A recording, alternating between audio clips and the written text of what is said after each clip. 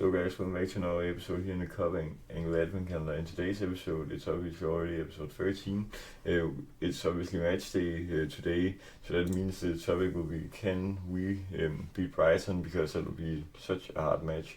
But I have to say that our midweek performance against Inter was just so great. It's the first time that Inter had lost the Champions League game at home in like 3 or 2.5 years.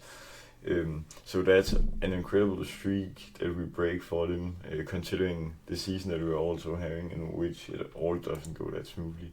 But we still have massive struggles in the league. In the last 5 league games, we've only gotten 5 points, 1 win and 2 draws, and then 2 very embarrassing losses, especially one against Forest. But the game that we blew away against Leeds, that was just so stupid. We were leading 3-1, and then all of a sudden one mistake by Konate turned the game. But obviously we can't do anything about that now.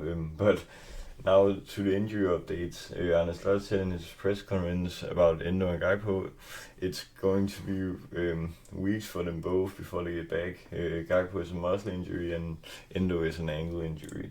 And then Chiesa, he's not ill anymore, which means that he trained yesterday and that he trained today, as I'm recording, which is on Friday.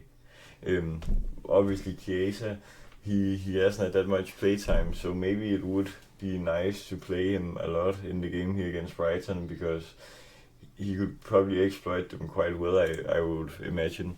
But then Isak, this isn't that great, because once again he's gotten a knock, in which Arne Slot said Alex got a knock in the first half, which is against Inter obviously.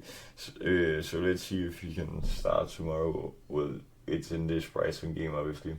That's not great for his injury record either, because he sadly has always been an injury prone player. He also was at Newcastle, so we hope that he's ready for the game, but or else he just must recover for the next week and against Spurs, in which also will be a tough match. But now the Salah situation, here in the morning or in the day, Arne Slot had a meeting with Salah, which would determine the outcome if he was in the squad. But I can confirm that Salah is back, and that's very huge.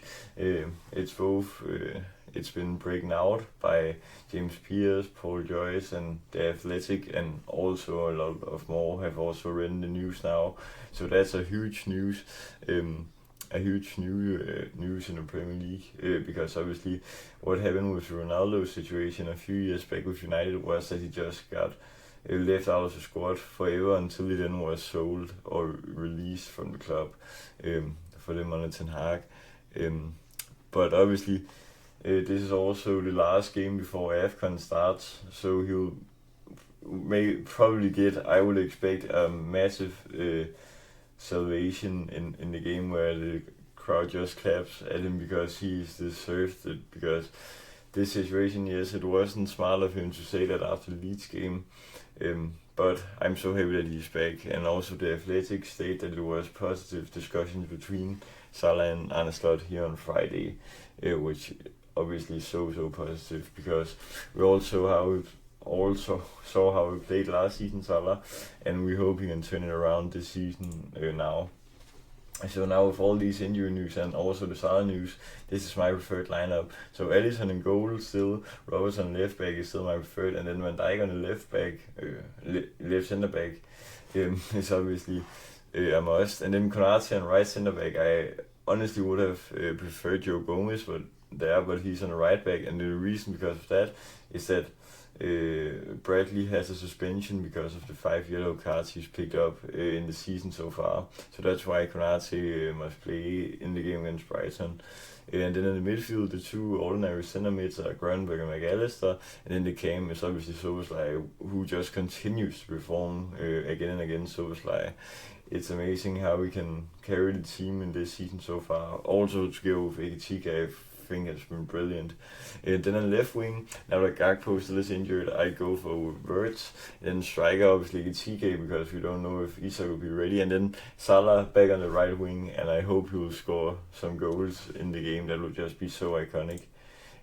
But how we're gonna break Brighton down? They have a lot of young players, so they'll be ready to run. So we just need to break down their press very well, and then don't let them get too many dangerous chances in which. Obviously, the most important thing is also that we don't go behind in the game, because then we could control it if we score first. But just in the last 10 meetings since 21-22, then it's been a very tough opponent. I can just count how many wins we've had in that period.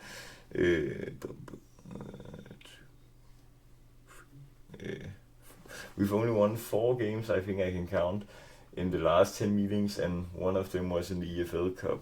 So we often drop points against Brighton. They're also a bogey team for a lot of teams here in the Premier League, which obviously just proves they're a great team, because I remember maybe 8 years ago, or maybe it was 7 years ago, when they joined the Prem for the first time, they weren't that great. But now, in the last few years, they've just built up these huge talents, and they always sell players for good money and then just retake it into new talents, which they can sell a few years later again. But to prove this talent, I just say they've got so much talent.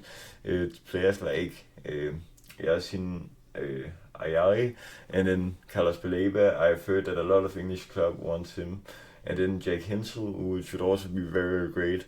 And then Mats Wiefer. I also think Arne Slot has managed him for Feyenoord. And then in striker, they obviously have Gruda, who can turn into be a very great talent. I don't know that Kostulaus guy from Greece too much, but I know Minte is very great. And then obviously Mitoma has always been great. And then Ruter, he was so great last season. He hasn't had the best of seasons so far this year.